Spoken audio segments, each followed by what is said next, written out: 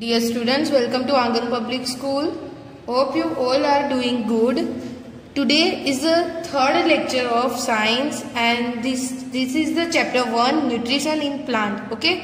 In previous lecture we discussed the mode of nutrition in plant, photosynthesis, food making process in plant and other modes of nutrition in plants. So today we are going to learn about saprotrophs and how nutrients are replenished in the soil.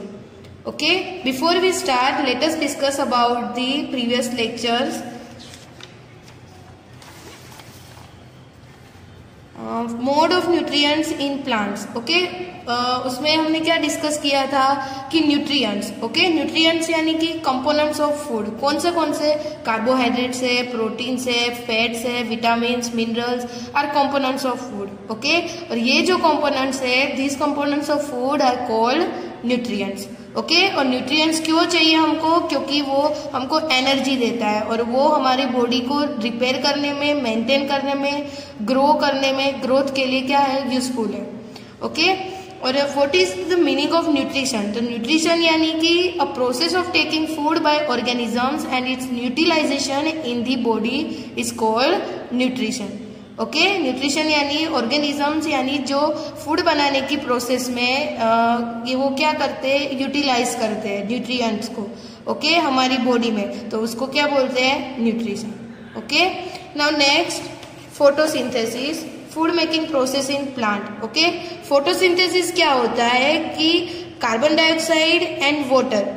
Okay, green plants होते हैं वो carbon dioxide और water का utilise करते हैं, यानी कि उसके प्रेजेंस में, सनलाइट की प्रेजेंस में क्लोरोफिल का, एक ग्रीन प्लांट में क्लोरोफिल का पिगमेंट होता है. ओके, तो सनलाइट की प्रेजेंस में क्लोरोफिल पिगमेंट के साथ कार्बन डाइऑक्साइड एंड वाटर मिला के हमको कार्बोहाइड्रेट यानी कि स्टार्च या शुगर प्लस ऑक्सीजन, ओके, हमको ये चीज मिलती है. और ये जो पूरी प्रोसेस है उसको क्या बोलते हैं, photosynthesis. Okay, carbon dioxide plus water, presence of sunlight and chlorophyll pigment, हमको क्या प्रोडक्ट मिलती है, कार्बोहाइड्रेट और oxygen. Okay, now next, nutrients. Okay, there are two type of nutrients, autotrophic and heterotrophic nutrients. Autotrophic nutrients क्या होते हैं कि जो ऑर्गेनिजम्स क्या करते हैं, फूड खुद से बनाते हैं. Okay, they make food themselves for the simple substance is called autotrophic and autotrophic plants are called autotrophs. And heterotrophic यानी कि mode of nutrients in which animals and most other organisms in food prepared by plant. Okay, food prepare करते हैं plant की help से. Okay, तो वो क्या हो गए, हेटेरोट्रोफ्स. जैसे कि एनिमल्स है, ह्यूमन बींग्स, वो सब किस में आते हैं, हेटेरोट्रोफ्स में आते हैं. ओके, फिर नेक्स्ट है other modes of nutrition in plants. Okay, other modes of nutrition in plants, तो पैरासिटिक ऑर्गेनिजम्स, इंसेक्टिविरियस प्लांट. ओके, तो पैरासिटिक ऑर्गेनिजम्स क्या होते हैं कि जो डिपेंड रहते हैं लिविंग ऑर्गेनिजम्स पे. ओके, उसके न्यूट्रिएंट्स से वो मीन्स उसका सर्वाइव करते हैं वो. ओके, फॉर एग्जाम्पल अमरबेल है, वो क्या है, एक पैरासिटिक प्लांट है. होस्ट कौन होता है कि N organisms on which parasite depends on nutrition is called host. यानी कि जैसे कि अमरबेल है, वो एक ट्री पे वो क्या होती है, पूरी टर्न होती है. ओके, उस पे क्या होती है, पूरे उस पे ही लपेटी हुई होती है. ओके, तो होस्ट क्या हुआ, ट्री हुई वो. और वो जो ट्री यानी कि an organism on which parasitic depends, जो भी ऑर्गेनिज्म पे पैरासाइट क्या होते हैं, डिपेंड्स रहते हैं न्यूट्रिशन के लिए, वो क्या हो जाते हैं, होस्ट.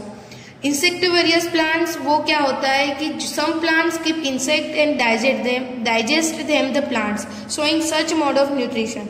ओके, इंसेक्टिवेरियस प्लांट यानी कुछ प्लांट ऐसे होते हैं कि इंसेक्ट को ट्रैप करके उसको डाइजेस्ट करते हैं. Okay, insectivorous plant green colour के होते हैं. ओके, तो उसमें तो फोटोसिंथेसिस होता है, तो फिर उसमें क्यों वो लोग इंसेक्ट में से क्यों न्यूट्रिएंट्स कंज्यूम करते हैं, ऐसा क्यों होता है? क्योंकि इंसेक्टिवेरियस प्लांट में जो फोटोसिंथेसिस से उसको चाहिए उतना न्यूट्रिएंट्स नहीं मिलते, उसको नाइट्रोजन वहां से नहीं मिलता. इसके लिए वो क्या करते हैं, इंसेक्ट को कंज्यूम करते हैं. ओके यहाँ पे कुछ एग्जांपल्स है इंसेक्टिवरियस प्लांट के, for example pitcher plant, Venus fly trap and Drosera.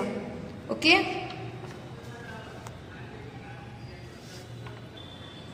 Now next year saprotrophs. Okay saprotrophs यानी you might have seen packets of mushrooms sold in vegetable market, and you may have also seen fluffy umbrella like patches growing in moist soil or on rotting wood. Rotting wood यानी rotten होना यानी सड़ना. During the rainy season. Okay आपने rainy season में आपको जो would होता है उसमें फ्लफी अम्ब्रेला लाइक पेचेस देखे होंगे, वो क्या होता है, मशरूम होते हैं. ओके तो let us find out what type of nutrients they need to survive and from where they get them. Okay यानी कि let us find what type of nutrients they need to survive and from where they get them. Okay this is the picture of the mushrooms. Okay and a mushroom growing on decayed material. Okay जो सड़े हुए materials होते हैं, decompose हुए materials होते हैं, उसमें mushrooms क्या होते हैं, ग्रो होते हैं. Okay Bojo wants to know how these organisms acquire nutrients, and they don't have mouth like animals do. So they are not like green plants as they lack chlorophyll and can't make a food by photosynthesis. Okay बोजो को ये जानना है कि organisms कैसे nutrients मिलते हैं उसको. उसके पास एनिमल जैसा माउथ भी नहीं है, मशरूम है, फंगस है, आल्गी है, उसके पास नहीं है मशरूम मीन्स एनिमल्स जैसा माउथ नहीं है. उसके पास लेक ऑफ क्लोरोफिल है यानी कि क्लोरोफिल पिगमेंट भी नहीं है, ग्रीन प्लांट्स भी नहीं है, तो वो लोग फोटोसिंथेसिस भी फूड बनाने के लिए नहीं है, तो वो कैसे उसको न्यूट्रिएंट्स मिलते होंगे. Okay so here are given one activity, let us discuss. In these activities they check the presence of fungi on a stale food. Okay aim of this experiment is to check the presence of fungi on a stale food. Okay ये जो experiment है उसमें आपको fungi stele bread यानी कि जो बासी bread है उसमें फंगी कैसे प्रेजेंट है, ओके वो चेक करना है. एपरेटस एंड मटेरियल्स क्या रिक्वायर्ड हो गए, जैसे कि ब्रेड, माइक्रोस्कोप या तो मैग्नीफाइंग ग्लास और water. Procedure take a piece of bread and moisture it with water. Okay आपको ब्रेड का पीस लेना है. ओके फिर उसको थोड़ा पानी डाल के उसको गीला करना है थोड़ा. Second keep it in a most warm place from 2 to 3 days. Okay उसको मोस्ट वार्म प्लेस में उसको 2 to 3 days वहां पे रखना है. Until fluffy pages appears on them. जब तक उसमें फ्लफी पेजेस दिखते नहीं है तब तक उसको वहां पे रखना है. Observe the pages under a microscope और अ मैग्नीफाइंग ग्लास. या तो मैग्नीफाइंग ग्लास या तो माइक्रोस्कोप से आपको वो पेजेस ऑब्जर्व करने हैं. ओके तो what will you observe, white, green और brown colour cotton like threads are seen on bread. आपको क्या दिखेगा कि व्हाइट कलर के, ग्रीन या तो ब्राउन कलर के कॉटन जैसे थ्रेड, कॉटन के जो थ्रेड होते हैं ओके वैसे आपको ब्रेड के ऊपर थ्रेड दिखेंगे. वो क्या होगा, फंगी. क्या होगा, फंगी. और fungi grown on stele food. इससे पता चलेगा कि फंगी स्टेल बासी खाने में फंगी क्या होती है, ग्रो होती है. Okay now next, these organisms are called fungi. They have a different mode of nutrition. They absorb the nutrients from the bread. वो क्या करती है, फंगी ब्रेड पे जो न्यूट्रिएंट्स होते हैं उसको एब्जॉर्ब करती है. And this mode of nutrition in which organisms take in nutrients from dead and decaying matter is called saprotrophic nutrients. Okay यानी कि this mode of nutrition in which organism take in nutrients from dead and decaying matter. यानी कि जो organism dead और decompose हुए या तो rotten organisms पे क्या होते हैं, उसके न्यूट्रिएंट्स को क्या करते हैं, कंज्यूम करते हैं. ओके तो उसको क्या बोलते हैं, saprotrophic nutrition. Okay and such organisms which with saprotrophic mode of nutrition are called saprotrophs. और ये जो मोड में सेप्रोट्रोपिक मोड ऑफ न्यूट्रिएंट्स है ये ऑर्गेनिजम्स का, उसको सेप्रोट्रोप्स भी बोलते हैं. Okay fungi also grow on pickles, leathers, clothes and other articles that are left in hot and humid weather for long time. अगर ज़्यादा टाइम तक अगर ह्यूमिड वेदर रहा, भेज वाला एटमॉस्फेयर रहा, तो ये जो पिकल यानी अचार है, लेदर के कपड़े हैं और सम आर्टिकल्स है, ओके, तो उसमें क्या ग्रो होते हैं, फंगी ग्रो होती है। Okay, during the rainy season they spoils many thing. Okay, rainy season में क्योंकि ह्यूमिड वेदर ज्यादा रहता है, इसकी वजह से फंगी ज्यादा ग्रो होती है। Okay, ask your parents about the menace of fungi in your house. The fungal spores are generally present in the air. Okay, जब ह्यूमिड वेदर रहता है तो उसमें फंगल स्पोरस होते हैं, वो जनरली एयर में क्या होते हैं, प्रेजेंट होते हैं। तो when they land on wet and warm things they germinate and grow.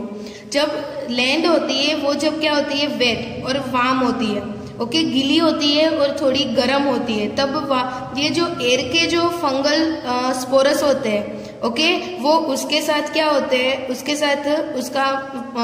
उसके साथ वो मिक्स होके फिर वो जर्मिनेट होते हैं। ओके, तो now can you figure out how we can protect our things from getting spoiled. Okay,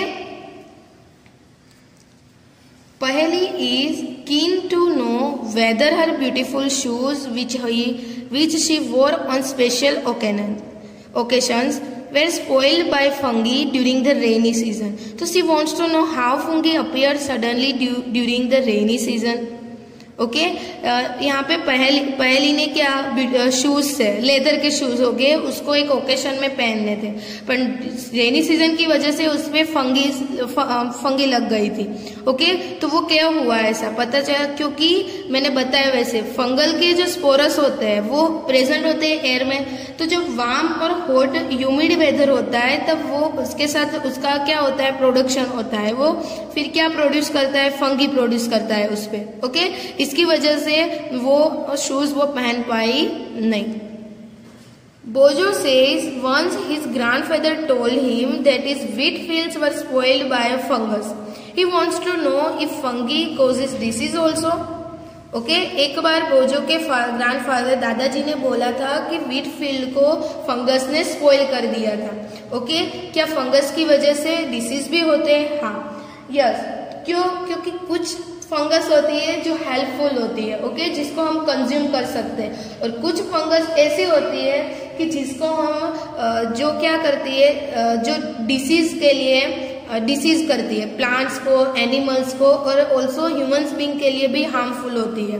okay, तो पहली told him the many fungi like yeast and mushroom are useful, but some fungi causes disease in plants, animals, including humans, and some fungi are also used as medicines. Okay, now next, some organisms live together. कुछ organisms ऐसे होते हैं जो साथ में रहते हैं and share both shelter and nutrients. और वो क्या शेयर करते हैं, शेल्टर भी शेयर करते हैं और न्यूट्रिएंट्स भी शेयर करते हैं। तो this relationship is called symbiosis. उसको क्या बोलते हैं, symbiosis. And for example, certain fungi live inside the roots of plant. Okay, कुछ फंगिस ऐसी होती है कि प्लांट्स के रूट में लीव करती है, and the plants provide the nutrients to fungus, and in return the fungus provides water and certain nutrients. Okay, यानी कि वो जो प्लांट्स है फंगस को कुछ न्यूट्रिएंट्स उसको शेयर करते हैं, रिटर्न में फंगस उसको क्या प्रोवाइड करती है, वाटर एंड कुछ स्पेशल न्यूट्रिएंट्स प्रोवाइड करती है। Okay, and organisms called lichens, a chlorophyll containing partner which is an algae and a fungus live together. Okay, in organisms called lichens. Okay, lichens में क्या होता है कि क्लोरोफिल कंटेन होता है, ओके, जिसमें आल्ग और फंगस क्या करते हैं, एक साथ रहते हैं, और फंगस प्रोवाइड शेल्टर, फंगस उसको शेल्टर प्रोवाइड करती है, water and mineral to the algae, and जो आल्ग है वो उसको वाटर एंड मिनरल्स प्रोवाइड करते हैं। तो in return the algae prepare provides food to the fungus. Okay, fungus क्या प्रोवाइड करता है, shelter, water and minerals. Okay, algae को, तो रिटर्न में आल्ग उसको क्या देती है कि उसको फूड प्रोवाइड करती है। ओके, तो ऐसे ही एक दूसरे के रिसाइड शेयर करने का, फिर शेल्टर और न्यूट्रिएंट शेयर करने के, ये जो ऑर्गेनिजम्स है उसको सिम्बायोसिस बोलते हैं। Okay, now next, how nutrients are replenished in the soil. Okay, nutrients को सोइल से कैसे हम भरेंगे, उसको कैसे फुल करेंगे। Okay, in 6th standard we already learn about this topic. Okay, 6th standard में आपको ये टॉपिक आ चुका है। फिर से हम यहाँ पे देखेंगे, have you seen farmers spreading manure and fertilisers in the fields और gardeners using them in lawns और in pots, do you know why this is done. आपको पता है कि फार्मर्स जो होते हैं वो मैन्योर और फर्टिलाइजर्स, ओके, ऑर्गेनिक सब्सटेंस और इनऑर्गेनिक सब्सटेंस फील्ड में क्या करते हैं, स्प्रेड करते हैं। और कई बार गार्डनर्स होते हैं वो उसके प्लांट में भी क्या खाद वगैरह डालते हैं कि नहीं।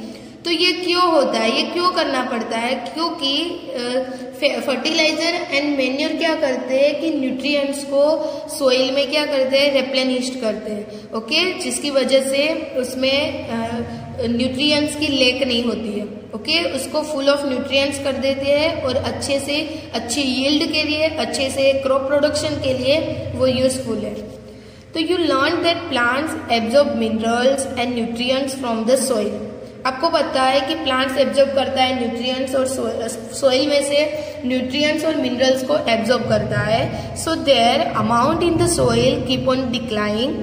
Fertilizer and manures contain nutrients such as the nitrogen, potassium, phosphorus, etc.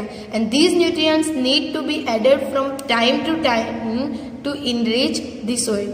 Okay, ये न्यूट्रिएंट्स हम टाइम टू टाइम ऐड करते जाएंगे तो सोइल को इनरिच बनाती जाएगी and we can grow plants and keep them healthy. हम प्लांट्स उसमें ग्रो कर पाएंगे और हेल्दी क्रॉप प्रोडक्शन के लिए यूजफुल होगा। If we can fulfil the nutrients required of the plant, अगर हम अच्छी रिक्वायरमेंट, जितनी रिक्वायरमेंट चाहिए उतनी न्यूट्रिएंट्स फुलफिल करवाएंगे प्लांट्स को, तो प्लांट का जो ग्रो होता है वो अच्छे से ग्रो होगा और प्लांट्स कैसे ग्रो होंगे, हेल्दी ग्रो होंगे। Usually crop plants absorb a lot of nitrogen and the soil becomes deficient in nitrogen.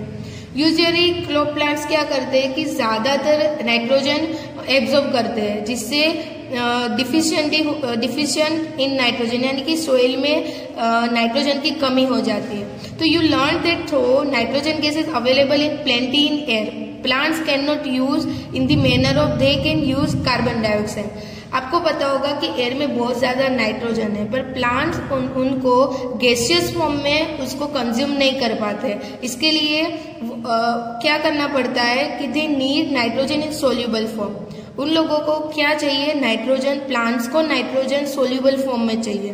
तो the bacteria called rhizobium, okay, can take atmospheric nitrogen and convert into useful form. Okay, हमारा जो atmospheric nitrogen है, okay, उसको usable form में convert करता है कौन, rhizobium bacteria. Okay, but rhizobium can not make its own food, but rhizobium bacteria है, खुद का फूड बना सकता नहीं है। So it often lives in the root of gram, peas, moong, beans and other legumes and provide them with nitrogen. Okay, यानी कि वो मोस्टली ओके, यानी कि कुछ सीरियल्स होते हैं जैसे कि gram, peas, moong, beans and other legumes, वो क्या करते हैं, उसके रूट में नाइट्रोजन होता है।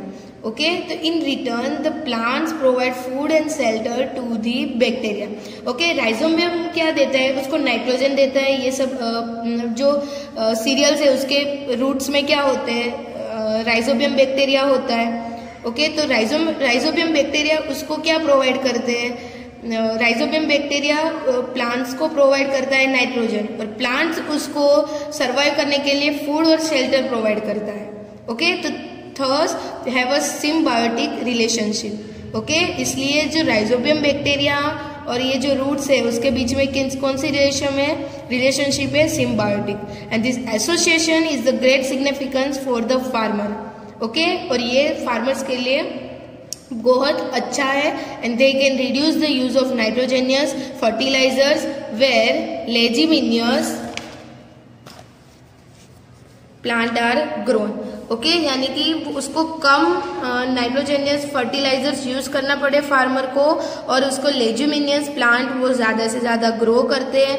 मोस्ट ऑफ द पल्सेस यानी कि दाल से जो उसमें are obtain from leguminous plant. Okay, उसमें लेजुमिनियस प्लांट वहां से मिलते हैं। Okay, in this chapter you learn that most of the plant are autotrophs. आपने लर्न किया कि मोस्ट ऑफ द प्लांट क्या है, ऑटोट्रोप्स है, जो प्रिपेयर करते हैं ऑन फूड, खुद का खाना।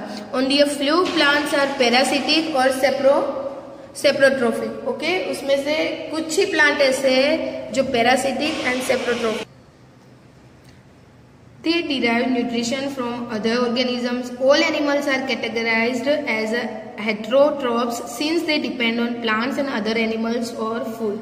Can we say that the insectivorous plant are partially heterotrophs? तो yes, insectivorous plant are partially heterotrophs क्योंकि वो क्या कंज्यूम करता है, इंसेक्ट को कंज्यूम करता है। ओके, और ये चैप्टर में हमें मोस्ट ऑफ द प्लांट्स क्या है, ऑटोट्रोप्स है, खुद से खाना बनाते हैं। कुछ प्लांट ऐसे हैं जो पैरासिटिक है और सेप्रोट्रोपिक है।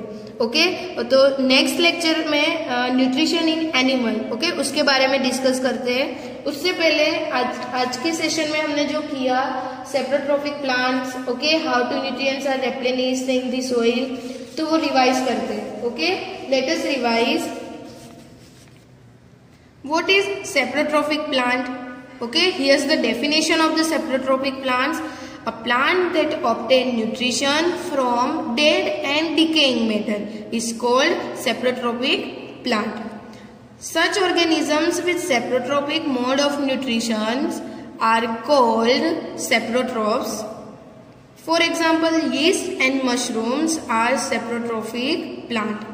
Okay, symbiosis means some organisms live together and share shelter and nutrients. This kind of interrelation is called symbiosis. Okay, lichen is a symbiotic relationship of algae and fungus. Okay, lichen किसकी relationship, angle and fungus मिला के क्या बनता है, lichen. Okay, उसकी वो क्या show करता है, सिम्बायोटिक रिलेशनशिप। ओके, क्योंकि एंगल और आल्ग और फंगस वो दोनों क्या शेयर करते हैं, शेल्टर और न्यूट्रिएंट्स क्या करते हैं, शेयर करते हैं। Okay, now next, how nutrients are replenished in the soil. तो pulses such as a gram, peas, bean, moong etc. are plants of legume family. Okay, वो legume family के क्या है, लेज्यूम फैमिली से बिलोंग करते हैं, पल्सिस है, जैसे कि ग्रेम है, पीज है, बीन है, मूंग है। ओके, तो rhizobium bacteria inhabit in the root of rhizobium bacteria can take atmospheric nitrogen and convert it into a soluble form. तो उसके रूट में जो राइजोबियम बैक्टीरिया है, ओके, वो क्या करता है, एटमॉस्फेरिक नाइट्रोजन को कन्वर्ट करता है सोल्यूबल फॉर्म में। Thus it provide nitrogen supply to leguminous plant. Okay, in return leguminous plants provide food and shelter to rhizobium. Thus, the relation in between leguminous plant and rhizobium bacteria are called symbiotic relationship. क्योंकि जो लेज्यूमिनियस plants है वो क्या provide करता है, rhizobium bacteria को food और shelter provide करता है, और जो राइजोबियम बैक्टीरिया है वो प्लांट्स को प्रोवाइड करता है सोल्यूबल फॉर्म में नाइट्रोजन। ओके, इसकी वजह से इसको सिम्बायोटिक रिलेशनशिप बोल सकते हैं। And this relation is of the great significance for the farmers. और ये जो फार्मर्स के लिए बहुत मीन्स उसके लिए क्या है, सिग्निफिकेंस है। ओके, बहुत बेनिफिशियल है। ओके, जिसकी वजह से उसको नाइट्रोजीनियस वाला फर्टिलाइजर्स है, केमिकल सब्सटेंसेस है, वो कम यूज करने पड़े। Okay students, here is completed our chapter. Okay, and next lecture we will continue. Hope you all are doing understand. Stay safe, stay home and keep learning, student.